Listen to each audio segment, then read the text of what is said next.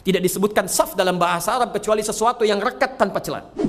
Karena itulah ketika Anda ingin menunaikan salat, hadis riwayat Abu Daud, nomor hadis 666, Nabi mengatakan aqimus shufuf, tegakkan saf Anda, rapatkan, luruskan. Wa hadzu bainal manakib wal aqdam. Ukuran lurusnya bukan pada jari depannya, tapi bagi tumit bagian belakangnya. Ketika Anda luruskan tumit bagian belakang, kata Nabi, maka bahunya akan sejajar. Bahunya akan sejajar.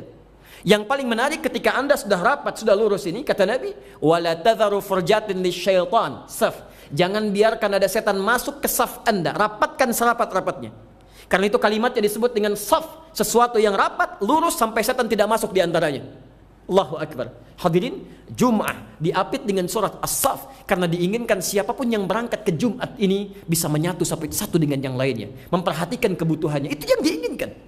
Dan diharapkan tidak menjadi ayat yang ke-63 di surah ke-63 Al-Munafiqun, yang saat disampaikan khutbah duduk, iya termanggu, mengakui tapi pulang dari Jumat tidak mempraktekkan itu semua.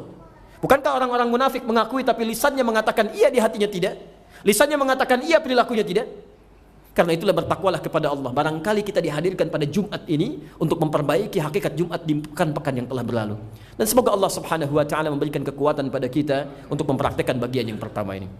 Hadirin yang kedua, secara singkat sebelum kita menutup khutbah ini, apa yang diinginkan oleh Allah dalam Jumat ini? Apakah sekedar kumpul memberikan perhatian? Ternyata tidak. Ada bagian yang kedua disebutkan kalimatnya dengan fas'au ila dzikrillah.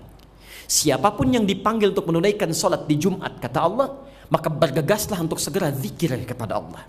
Ingat zikirnya kepada Allah Subhanahu wa taala. Hadirin, tidak disebutkan kalimat zikir dalam Al-Qur'an kecuali seluruhnya bermakna aktivitas yang mengingatkan kita dengan Allah Subhanahu wa taala. Amal saleh, ibadah yang menjadi bekal kita untuk pulang ke akhirat nanti. Karena itulah di Quran salat kita disebut dengan zikir. Quran surah ke-20 ayat ke-14, wa aqimis salata lidzikri, tunaikan salat sebagai zikir kepadaku. Anda baca Al-Quran disebut sebagai zikir karena Quran disebut dengan zikir. Quran surah ke-15 ayat 9, inna nahnu nazzalna dzikra wa inna lahu lahafizun. Kami yang telah turunkan Quran sebagai zikir. Jadi kalau Anda sedang baca Al-Quran, Anda sedang berzikir kepada Allah. Allahu Akbar, menghafal Quran itu bagian dari zikir.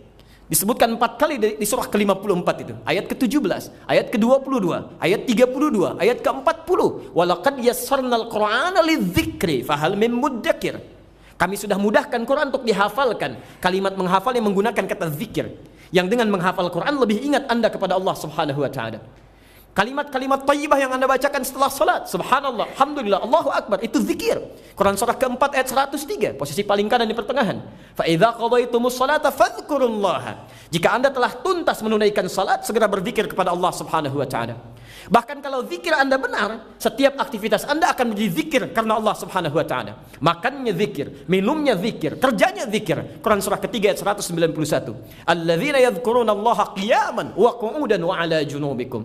Ketika makan ingat Allah, minum ingat Allah, kerja ingat Allah, dan semuanya teringat dengan Allah Subhanahu wa taala. Hadirin, sebelum bicara yang jauh-jauh, kita coba ambil zikir yang ritual dulu. Dalam sepekan ini kata Allah fas'au ila dzikrillah. Di antara makna zikir salat. Dari sepekan ke belakang, berapa kualitas dan kuantitas salat yang telah kita tingkatkan di hadapan Allah Subhanahu wa taala sebagai bekal kita untuk pulang ke akhirat nanti. Jangan-jangan mohon maaf sebesar-besarnya, ya, kita untuk mengejar dunia yang sementara saja, berangkat gelap, pulang gelap, segala dikumpulkan, rumah semakin luas, kendaraan semakin banyak, padahal kita sadar satu saat kita akan meninggal dan semua itu tidak akan dibawa. Yang dibawa hanya bekal ibadah saja. Maka demi Allah kami katakan, kalau untuk urusan sementara, dunia yang sementara saja Anda begitu seriusnya merencanakan dan mengerjakan, maka bagaimana dengan bekal akhirat Anda yang akan dibawa pulang? Karena itulah saat Jumat Anda dikumpulkan, diingatkan kalau kamu diwafatkan sekarang, bekal apa yang sudah akan kamu siapkan dan kamu bawa? Jangan-jangan kemarin belum sempat sholat berjamaah, kemarin cuma 3 waktu, maka mulai Jumat ini harus 5 waktu. Jangan-jangan kemarin baru sempat fardunya, sunnahnya belum dikerjakan, diberi kesempatan hari ini tambahkan dengan sunnahnya. Jangan-jangan kemarin belum baca Al-Quran, diberikan kesempatan Jumat ini, fas'au ila dzikrillah, ayo cepat cari bekal. Sekarang hadirin, jika Anda tidak memulai saat ini, di Indonesia saja, saat ini, anak-anak 4 tahun, anak 5 tahun, di antara mereka bahkan ada yang buta, sudah menghafalkan Quran 30 juz. 30 juz. Dan khatib menyaksikan ada sekelompok yang rata-rata 4 tahun, 5 tahun, rata-rata 30 juz, paling sedikit 5 juz. Ada anak diberikan 4 tahun, 5 tahun, mata buta hafal Quran. Anda diberikan 40 tahun, 50 tahun, sampai hari ini untuk baca Quran saja belum punya waktu. Dan Anda menginginkan masuk surga. Apa yang sudah Anda siapkan sampai dengan Jumat ini? Hadirin, ada sekelompok anak di Bekasi, usia 4 tahun, 5 tahun. Sebelum maghrib adzan dikumandangkan, 5:30 sudah datang ke masjid, membawa tas mereka, salat berjamaah. Ba'da maghrib mereka menghafal Quran, menunggu isya, isya berjamaah lagi. Ba'da isya mengulang hafalannya, pulang 8:30, berzikir kepada Allah Subhanahu wa taala. Ada anak belum baligh, sebelum dipanggil adzan dia sudah datang. Antum dikasih 40 tahun, kalau belum sampai tiba di masjid dalam kesempatan adzan saja, Anda kalah sama anak usia 4 tahun. Ba'da maghrib Anda tidak jamaah isyanya di masjid, Anda kalah sama anak usia 4 tahun. Anda tidak pernah mulai membaca Quran, Anda kalah sama anak usia 4 tahun. Hadirin, anak yang belum balik saja sudah menyiapkan bakal menuju Allah, maka bagaimana dengan kita yang akan pasti hisabnya? Karena itu bertakwalah kepada Allah Subhanahu wa taala. Atau jangan-jangan yang Jumat pun cuma sekali sepekan Anda masih abaikan juga. Datang paling belakangan, Masya Allah. Dalam keadaan demikian tidak fokus juga mendengarkan nasihatnya. Anda masih bikin forum sendiri, Anda kerjakan hal kepentingan Anda, hanya sekedar formalitas saja, dan Anda mengharapkan untuk masuk surga. Di mana keinginan kita di hadapan Allah Subhanahu wa taala? Karena itu bertakwalah kepada Allah Subhanahu wa taala.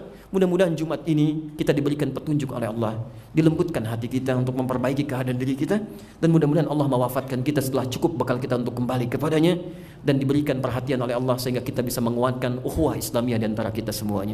Barakallahu li wa lakum fil Qur'anil azim wa nafa'ani wa iyyakum bima fihi minal ayati wa dzikril hakim wa taqabbala minni wa minkum tilawatahu innahu huwas samiul alim. Ud'ullaha yastajib lakum jami'an.